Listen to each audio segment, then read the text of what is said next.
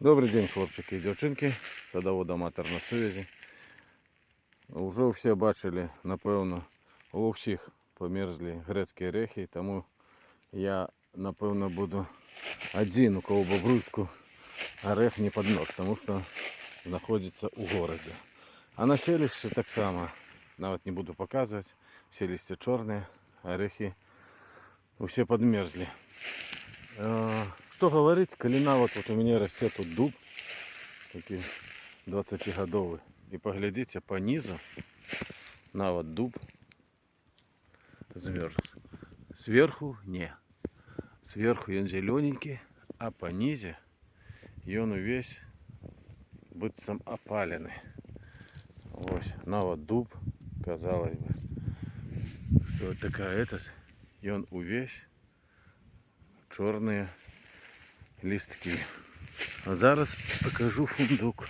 Ну вон той дуб, ну може метров 30 максимал. Ось він стоїть, подмерзший. І у ліску, у затишку.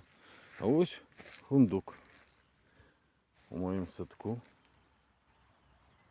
Амаль що нічого не закрануло.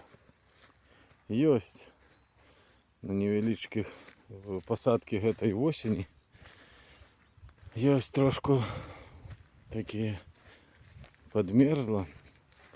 Ось трапезунт, конечно, він такий більш теплолюбивий. Ось він саме більш, він пошкоджений. Бачите, такі. Ось. Так, остатні не біди. І ще маленька одна Екатерина, трошки. Так само ось їй дало. Але я так думаю, остатні все живые. Конечно, потому что было холодно, так листья еще не вельми развитые. Так, будет зараз потеплее.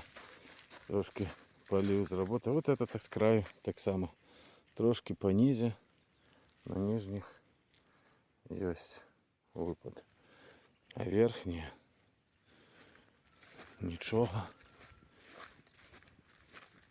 Каталонский, барселонский, Косфорд усе